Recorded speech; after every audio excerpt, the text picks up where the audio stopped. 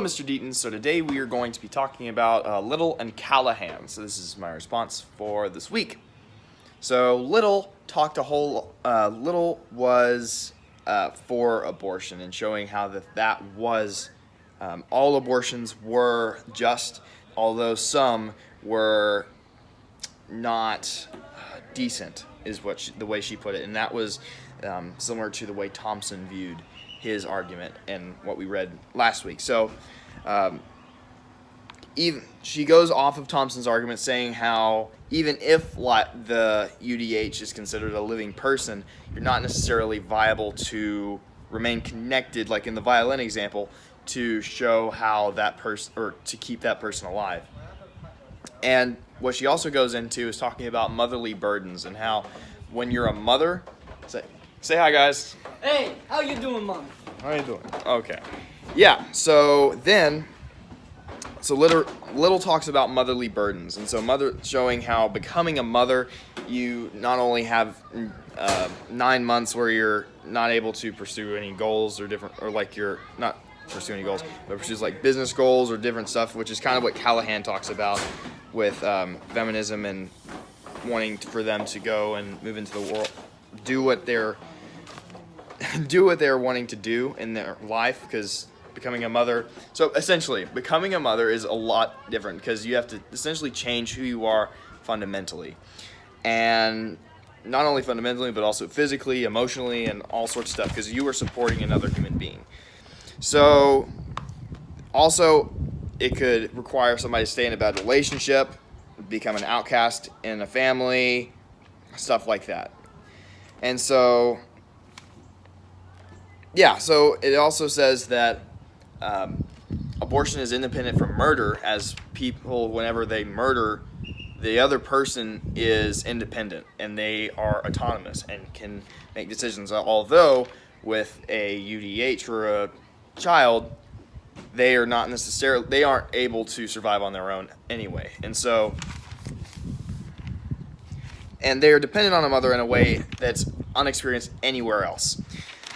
So, she also goes through different examples like of marriage, soldier sex before they go off to war, and the soldier jumping on the grenade. They didn't necessarily, they didn't morally have to do it, but like some cases were decent or indecent.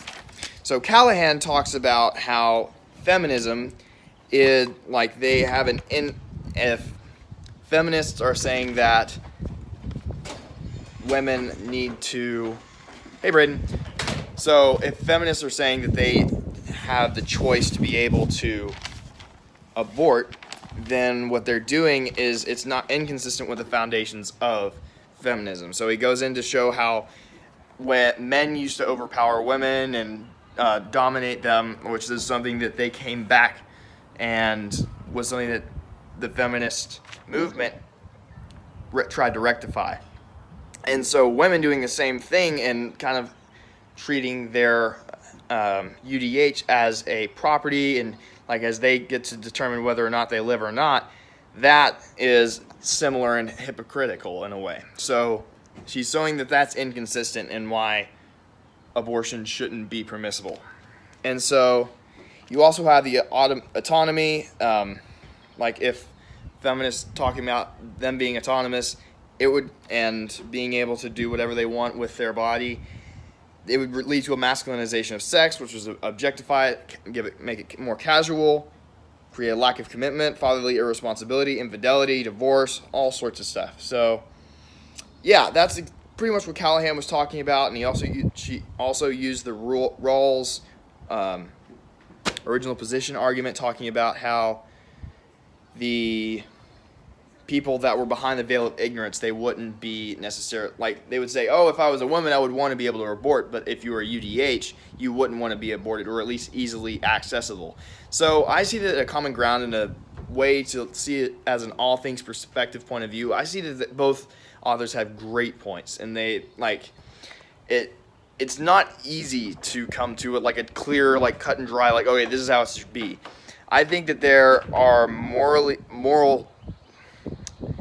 I see that it would be good to find a golden mean between those, and finding, like Callahan was saying, if it was easily accessible, you wouldn't do it as in Rawls' original position argument. So creating it where it's not as easily accessible and creating it for more moral reasons, because I do agree, or I do see that Callahan's, like, if you were in a committed relationship and that you use sex inside of marriage, that would have a much more long-standing effect on the culture or society and in the relationship in the long run. So yeah, that's what I see. It's just creating a meme between the two.